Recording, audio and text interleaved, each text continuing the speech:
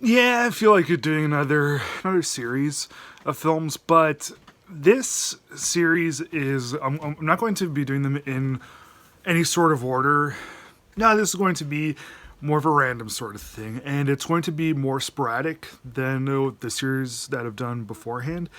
That's because what I've chosen to do is James Bond. And the random pick that I decided to do was 1977's The Spy Who Loved Me, which was the first to feature Jaws, like the character Jaws, like the person character Jaws. And it's regarded as being one of Roger Moore's best films. I'll be honest, I do like the James Bond films. I like most of them. There's some hit and misses, and sadly, I'd say most of the misses come from the Roger Moore era. I do think that Sean Connery, I still think he's the best Bond. Either him or Daniel Craig, they're both really interchangeable.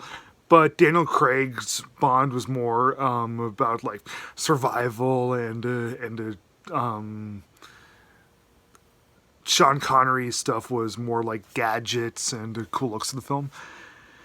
But with Roger Moore, he just seemed to be more like a little too chill. He didn't really possess a whole lot of cool attitude or a whole lot of charisma, and I'm sure that if his films simply featured more, if they featured better writing, I think that it would probably feel a little bit different because Roger Moore, like he was chosen to do Bond so many times for a specific reason. Probably a good guy in real life. Probably has a whole lot of accolades in real life.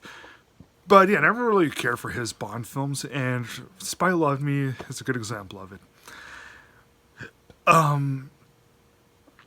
Now, the movie is. It suffers from being a little too much like other spy films.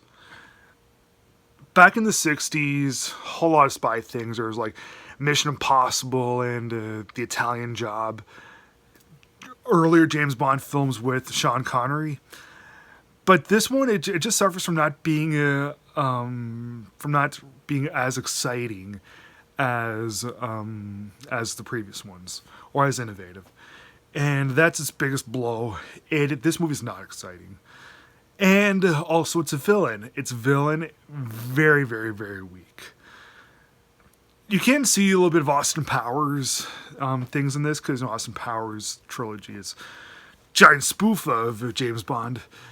And I thought that the way that some of the Austin Powers things that were copied from The Spy Who Loved Me, it's better in Austin Powers. Now, the movie, one of its couple strengths is it takes place a whole bunch of different places. Like the way that the story builds is decent. Like, starts off in Moscow, then he ends up in Egypt, and there's some Lawrence of Arabia allusions that happen. And when we get to know more about the main villain's about his plans, kind of silly, and this villain just has no charisma. He's just a very boring. This villain in the movie is far below average.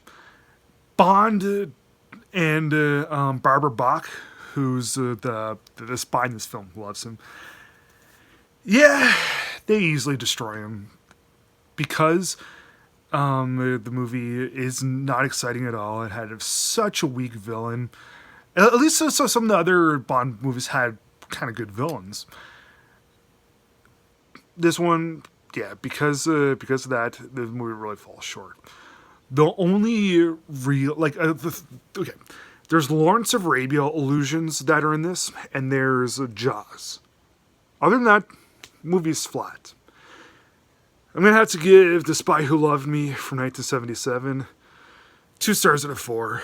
Please subscribe.